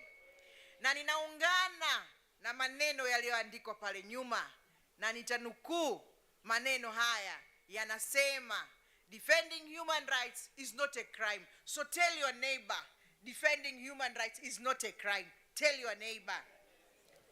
Yes, defending human rights is not a crime. Tell your neighbor. Yes. Na sisi kama serikali tunaunga mkono defending human rights. Yes, is not a crime kabisa. Na ndio maana tumeweka hiyo miundombinu yote kwa ajili ya kumhakikishia mwananchi yuko salama na analindwa. Sisi wenyewe tunataka kila mwananchi anayefanya kazi awe ana amani, awe ana furaha. Sio unafanya kazi una wasiwasi. Unafanya kazi una hofu. Hapana. Tanzania ni kisiwa cha amani, na chini ya uongozi wa Dr. Samia Suluhu Hassan yote hayo tunayaona. Ameunda tume maalum ya kuangalia masuala ya haki jinai. Licha ya miundombinu yote hiyo ipo, lakini bado ametuma kamati maalum, mwende mkasikilize wa Tanzania, semeni kuna mambo gani ya kuyaboresha. Kwa hiyo yeye ni muumini wa haki za binadamu. Kwa kweli tunamshukuru sana sana Mheshimiwa Rais kwa maono haya makubwa kwa ajili ya kuwalinda na kuwatetea Watanzania na wageni wanaofika. Napenda kuwashukuru waandaaji wa kikao hiki. Kikao hiki ambapo ni kundi maalum la watetezi wa haki za binadamu, na kunialika kujumuika hapa nanyi. Ni wazi kwamba mnatambua umuhimu wa nafasi ya serikali katika kukuza na kulinda haki za binadamu wakati mnatekeleza shughuli zenu chini ya kundi la watetezi wa haki za binadamu.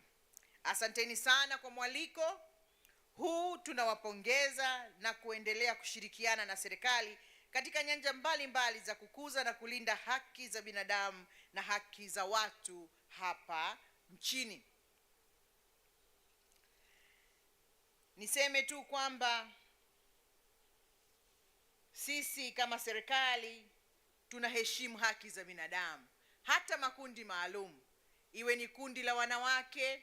Ukichukua katika mihimili yote tuna majaji wanawake, Court of Appeal, High Court.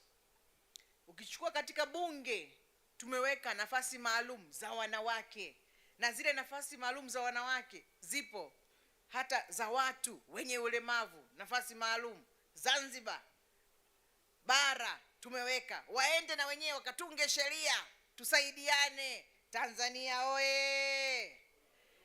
Hayo mambo yote tunazingatia, lakini milango ipo wazi ya serikali. Kama kuna maoni, kuna changamoto, kama alivyosema mratibu coordinator ndugu Onesmo, milango yetu iko wazi, karibuni tuzungumze. Rais ameweka tume ya haki za binadamu, iko tume maalum inachunguza, inasikiliza. Karibuni tushirikiane, tuzungumze, tuyajenge. Tanzania ni yetu na Watanzania tunawapenda. Hivyo nawakaribisha sana wageni wetu waliokuja kutoka nje ya Tanzania.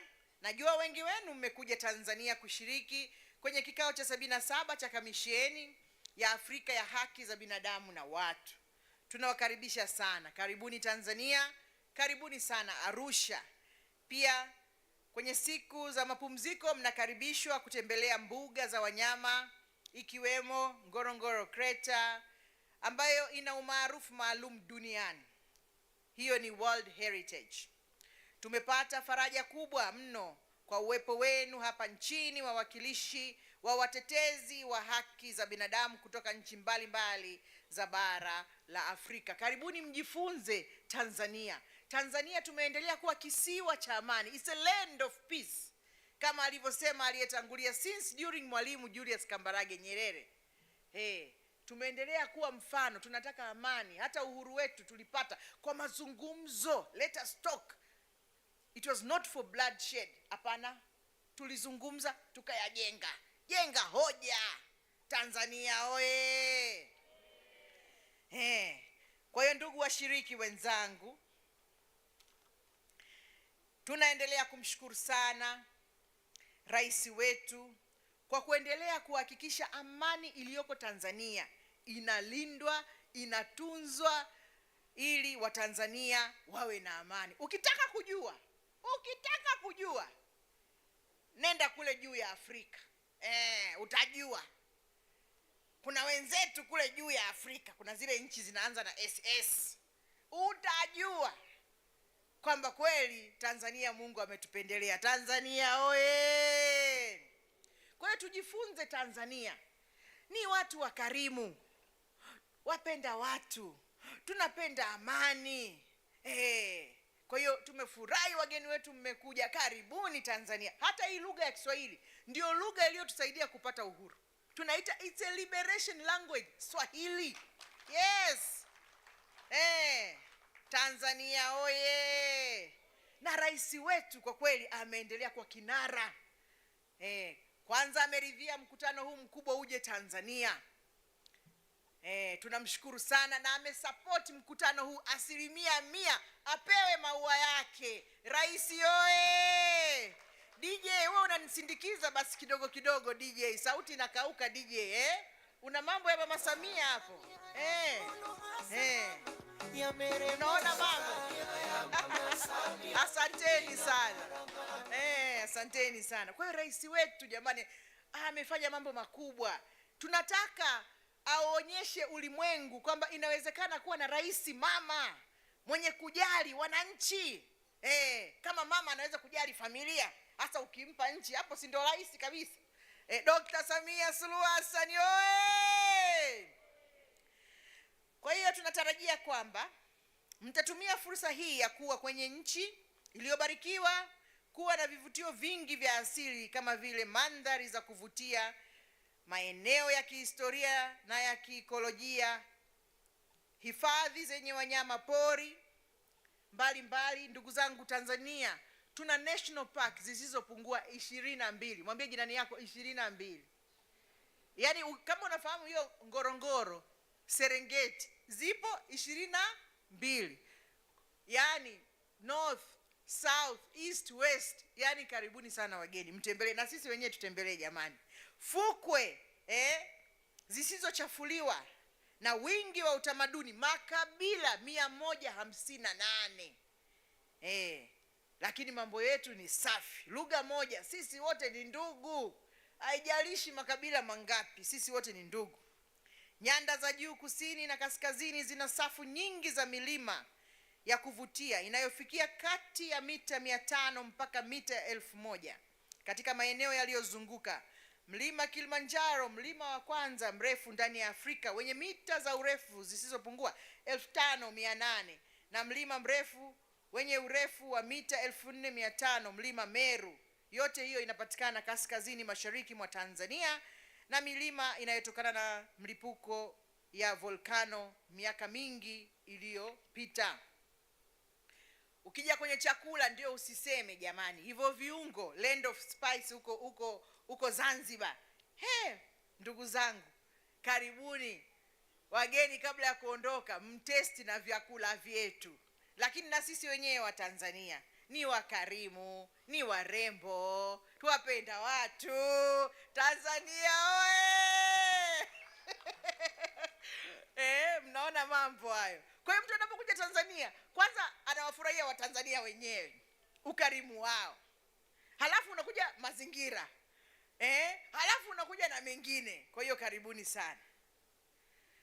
Kwa hiyo Tanzania, mwambao wa bahari yenye urefu, tuna bahari yenye urefu wa zaidi ya kilomita 804 pamoja na visiwa vya Unguja na Pemba ambavyo kwa pamoja vinaunda Zanzibar na visiwa vingine ikiwemo Mafia.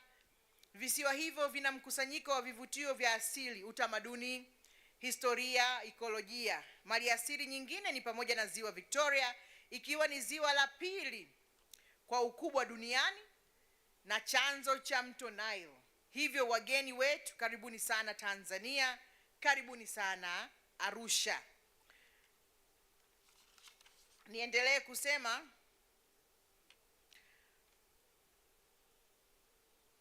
ukiondoa maeneo hayo ambayo kwa namna moja au nyingine yenye mambo mazuri, lakini pia tuna tamaduni zetu nyingi tofauti nzuri zenye mantiki zinazoleta umoja na ambazo ndio utambulisho wetu hasa Tanzania, na hizi ni lazima zilindwe na zikuzwe, tamaduni zetu kwa nguvu zote na uwezo wetu wote. Hizi ndizo zinatufanya tuwe Tanzania na zinatufanya tuwe wa Afrika. Africa, we are unique. Uniqueness ndio hiyo. Umoja, upendo, mshikamano, na hii ilianza tangu Mwalimu Nyerere, Mzee Mandela, Patrice Lumumba wakati huo. Sasa hivi lazima tuendeleze. Tuna internet, tuna WhatsApp, tuna Twitter.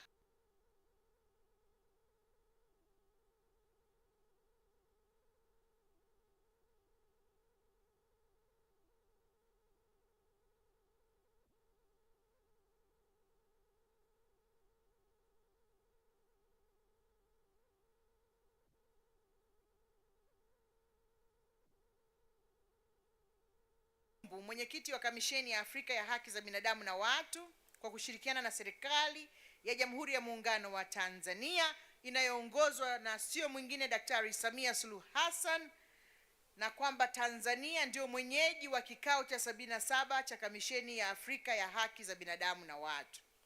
Kamisheni hii ni chombo mahususi cha Umoja wa Afrika kinachosimamia masuala ya haki za binadamu na watu barani Afrika.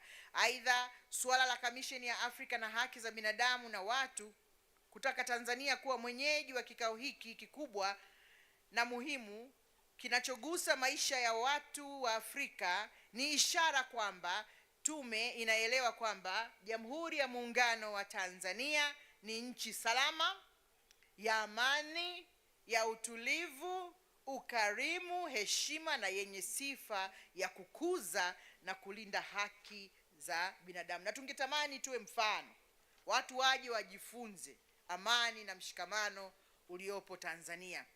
Kwa hiyo kama serikali tuna kila sababu ya kujisikia fahari kwa ajili ya Mheshimiwa Rais Dr. Samia Suluhu Hassan kukubali ombi la Kamisheni ya Afrika ya Haki za Binadamu na Watu kufanya kikao hiki hapa Tanzania na kufanya Tanzania kuwa ya kwanza katika ukanda wa Afrika Mashariki kuwa mwenyeji wa kikao hiki muhimu. It's the first time this meeting is being conducted here in the zone of East Africa community. So Tanzania is the first country. Makofi mengi sana.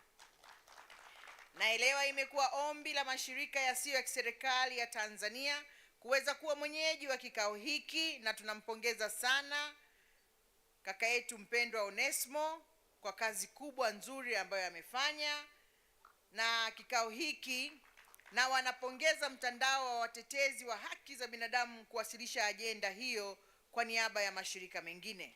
Kwa muktadha huo, tunajivunia kuwa na taasisi mbalimbali za kimataifa na kikanda zinazojihusisha na masuala ya upatikanaji wa utawala bora na haki za binadamu na watu. Mahakama ya Kimataifa ya Rwanda, United Nations International Criminal Tribunal for Rwanda, ilitekeleza shughuli zake hapa Arusha. Na Mahakama ya Kimataifa ya Kesi Masalia za Mauaji ya Kimbari, United Nations International Residual Mechanism for Criminal Tribunals, inaendelea na majukumu yake yaliyobaki. Mahakama ya Afrika ya Haki za Binadamu na Watu ipo Arusha. Mahakama ya Afrika Mashariki ya Haki nayo iko Arusha. Na bodi ya Umoja ya Afrika ya ushauri dhidi ya rushwa, the African Union Advisory Board Against Corruption, ipo Arusha. Hivyo Arusha imebeba sifa zinazowezesha kustahili kuwa mji wa kimataifa wa sheria Afrika. Arusha oye! Vile vile tunazo taasisi zetu imara kama mahakama, bunge, na bunge sasa hivi liko wazi. Mwananchi yote anasikiliza. Kuna freedom of expression pale, unaiona wabunge wako vizuri sana, wanafafanua mambo, wanaelezea na kutetea wananchi.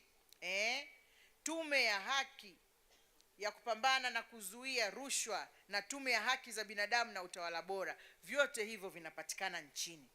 Kwa hiyo ndugu washiriki wenzangu, pamoja na mifumo ya kisheria, taasisi za kiutawala na kukuza na kulinda haki za binadamu na haki za watu, tunalo kundi kubwa muhimu ambalo sio la kiserikali linalotekeleza majukumu makubwa na mapana katika kukuza na kulinda haki za binadamu na watu.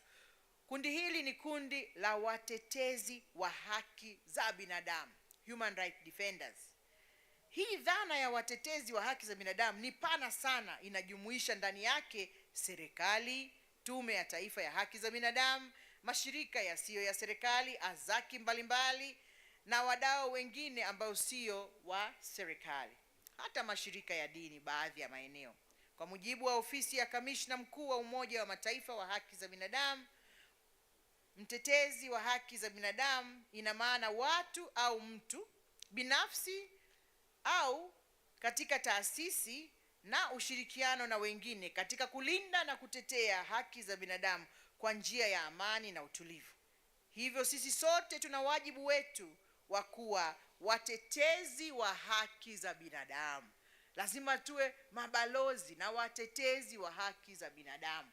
Tunapoona kuna pahala kuna changamoto, tusiache kutoa taarifa, iwe ni kwa wanawake, iwe ni kwa watoto. Sisi sote tuwe watetezi wa haki za binadamu. Hivyo tunapenda kuupongeza mtandao wa watetezi wa haki za binadamu Tanzania kwa kufanya kazi kubwa ya kuyaainisha mashirika yasiyo ya serikali nchini chini ya mwavuli wa watetezi wa haki za binadamu.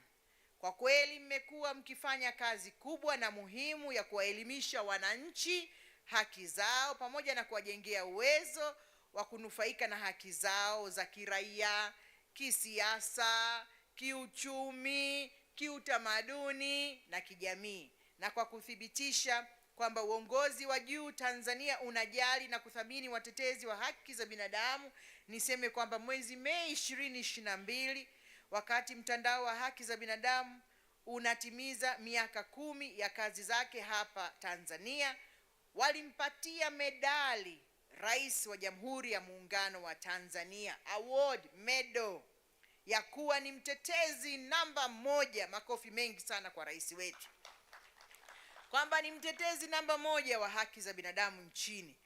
Hii ina tafsiri kubwa katika kizazi hiki na vizazi vijavyo. Tunamshukuru sana sana Mheshimiwa Rais wetu Dr. Samia Suluhu Hassan.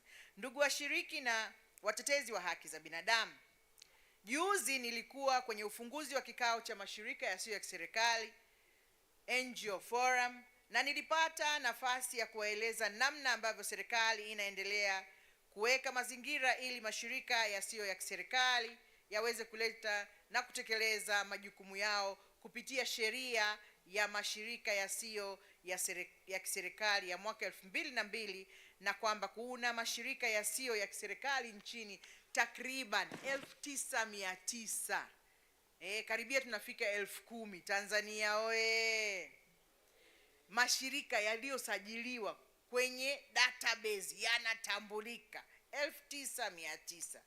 Kama ambavyo nilieleza kwenye kikao kile, napenda kuchukua fursa hii kusisitiza tena hapa kwamba serikali kwa kweli inathamini mchango mkubwa sana wa kazi kubwa ambazo mashirika yasiyo ya serikali yanafanya na kuchangia kujenga uchumi wa Tanzania, ambapo mwaka huu mashirika yasiyo ya serikali yamechangia kiasi cha shilingi trilioni 2.24 kwenye uchumi wa nchi yetu. Ndiyo. Hivyo basi nawahakikishia kwamba serikali inatambua mchango wa mashirika yasiyo ya kiserikali, mkiwemo watetezi wa haki za binadamu, katika kukuza na kulinda haki za binadamu na watu pamoja na kuleta maendeleo nchini, hususan kwa kuzingatia mpango kazi wa 3 wa nchi wa mwaka 2022 hadi 2026 unaotekeleza ajenda ya nchi ya maendeleo ya 2025. Wote mnaelewa kwamba mpango kazi huu unalindwa na uliandaliwa na kwa kushirikiana na mashirika yasiyo ya kiserikali. Hivyo basi mashirika hayo ni sehemu kabisa ya utekelezaji wa mpango huo. Hivyo kwa kuzingatia utamaduni wetu wa kushirikiana, tunawasihi mshiriki kikamilifu kwenye kikao cha 77 cha Kamisheni ya Afrika ya Haki za Binadamu na Watu, ambapo kimsingi kitazinduliwa kesho rasmi katika ukumbi wa Lake Nyasa AICC. Ndugu washiriki na watetezi wa haki za binadamu, kikao cha 77 cha Kamisheni ya Afrika ya Haki za Binadamu kinatoa fursa kwa viongozi wa serikali, wataalamu, mawakili, watetezi wa haki za binadamu na wadau wengine kutoka bara la Afrika kukutana pamoja na kufanya midahalo ya kuhusu hali ya haki za binadamu katika bara la Afrika. Hii ni fursa ya kipekee kwa watetezi wa haki za binadamu kwanza kushirikiana, kubadilishana uzoefu, kujifunza mifano ya kuigwa na kujadiliana kwa pamoja katika kuelekea ujenzi wa Afrika inayojali haki, utu na usawa, na ambayo itakuwa ni mahali bora zaidi pa kuishi duniani. Tunataka Afrika iwe ni mahali bora zaidi pa kuishi duniani. Ni muhimu kwa serikali, asasi za kiraia na wadau wengine kushirikiana kikamilifu, kujifunza na kushirikiana na mifumo ya kikanda ya ufuatiliaji na utetezi wa haki za binadamu, kimsingi tukiwa hapa Arusha. Ndugu washiriki na watetezi wa haki za binadamu, serikali inaelewa na kuthamini umuhimu wa nafasi ya watetezi wa haki za binadamu katika swala zima la uchechemuzi. Hiki ndio Kiswahili, uchechemuzi na utetezi wa haki za binadamu, upatikanaji haki, utoaji wa msaada wa sheria, huduma za jamii na uwajibikaji. Nia ya serikali kuwa mwenyeji wa kikao hiki pamoja na mambo mengine ni kutoa nafasi kwa Tanzania wakiwemo watetezi wa haki za binadamu kwa kweli kujifunza zaidi kuhusu kazi za Kamisheni ya Afrika ya Haki za Binadamu na Watu. Naelewa kwamba mtakuwa na kikao chenu hapa leo kitawajengea uwezo na kuwasaidia watetezi wa haki za binadamu kushiriki kikamilifu katika vikao vya Kamisheni ya Afrika ya Haki za Binadamu na Watu hapa Arusha. Ndugu washiriki na watetezi wa haki za binadamu, Tanzania kuwa mwenyeji wa kikao kama hiki inapata faida mbalimbali ikiwemo fursa ya kujadiliana na waheshimiwa makamishna na maafisa wa Kamisheni ya Afrika ya Haki za Binadamu na Watu, fursa za kiuchumi na mahusiano ya kijamii. Hali kadhalika mtapata fursa ya kushiriki katika mafunzo na mikutano ya pembezoni, yani side event, iliyoandaliwa na taasisi mbalimbali ikiwemo kikao hiki cha watetezi wa haki za binadamu. Kupitia ushiriki huu mtapata ujuzi, maarifa kuhusu namna ya kufanya kazi na mifumo ya Kamisheni ya Afrika ya Haki za Binadamu na Watu, ikiwa ni pamoja na mafunzo ya utoaji taarifa na mikakati ya uchechemuzi. Napenda kuwapongeza mtandao wa watetezi wa haki za binadamu Tanzania kwa kuwawezesha watetezi wa haki za binadamu kushiriki katika kikao cha Kamisheni ya Afrika ya Haki za Binadamu na Watu, kwani hatua hii muhimu ni inakuza haki za binadamu Tanzania. Kwa hiyo hongereni sana sana mlioandaa kikao hiki muhimu. Pia nathamini mchango na msaada wa Tanzania Human Rights Defenders Coalition kwa kuzisaidia asasi za kiraia na za haki za binadamu zaidi ya 200 kutoka Tanzania bara na visiwani kwa kushirikiana katika jukwaa la asasi za kiraia tarehe 16 Oktoba. Ni matumaini yangu kuwa jukwaa hilo litatoa fursa kwa washiriki wa asasi za kiraia kujadiliana na kubadilishana uzoefu kuhusu utetezi na ulinzi wa haki za binadamu. Nafahamu kuwa leo pia mnafanya kazi na miongozo mbalimbali mtakuwa nayo ikiwaongoza katika kutekeleza shughuli zenu kama watetezi wa haki za binadamu. Sisi kwa upande wetu kama serikali tutapokea maazimio na ushauri ambao mtakuja nao.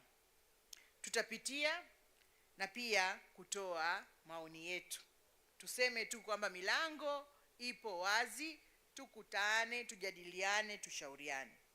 Ndugu washiriki, napenda kusisitiza kuwa wakati unalinda haki zako, usisahau kuzingatia haki za mtu mwingine na masuala ambayo yapo katika mila, utamaduni, desturi za Kiafrika.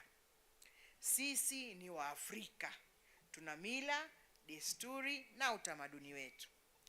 Mifumo mingi ya haki za binadamu ya Kiafrika imeanzishwa kwa kuzingatia matakwa ya bara letu ikiwemo Mkataba wa Afrika wa Haki za Binadamu na Watu, Itifaki ya Maputo na Mkataba wa Afrika wa Haki za Mtoto. Mwisho niseme kwamba nimepokea salamu zote za Mheshimiwa Rais Dr. Samia Suluhu Hassan na nitaziwasilisha rasmi kabisa. Mwisho kabisa, napenda kuwatakia mkutano huu mwema, mafanikio na kuwakaribisha sana kesho katika ufunguzi rasmi wa kikao cha 77 cha African Commission on Human and People's Rights. Hivyo basi, kwa ridhaa niliyopewa na kwa mamlaka niliyopewa, nitumie nafasi hii sasa kutamka kwamba kikao chetu hiki kimefunguliwa rasmi. Asanteni sana. Mungu ibariki Afrika. Mungu ibariki Tanzania. Asanteni sana sana. Amiri jeshi mkuu anapendwa na wengi, ameimarisha urafiki kimataifa, wawekezaji. Sawa, sasa tulikubaliana tuweke tafsiri. Kuna haja ya mtu kuja kututafsiria au tutaweka tafsiri, tutawaletea speech? Mnasemaje? Inatosha? Wageni wetu inatosha, si ndio mambo si hayo, lakini tutatafsiri na tutaileta, si ndio Tanzania oye! Asanteni sana. Dr. Samia Suluhu Hassan oye! Asante sana. Asante sana Mheshimiwa Waziri, tunashukuru sana kwa hotuba yako nzuri. Naombeni tumpigie makofi tena waziri. Shule kwa sanati, kapinga zile koti zote siso halali, zina uhuru sasa vyombo vya habari, zote kesi za uonevu kafutilia mbali, kapunguza faini za bodaboda, sasa mambo shwari. Tanzania ya Mama Samia inang'ara ng'ara, Tanzania ya Mama Samia inang'ara ng'ara, Tanzania ya Suluhu Hassan mama ina furaha, Tanzania ya Mama Samia inang'ara ng'ara. Asante sana Mheshimiwa Waziri.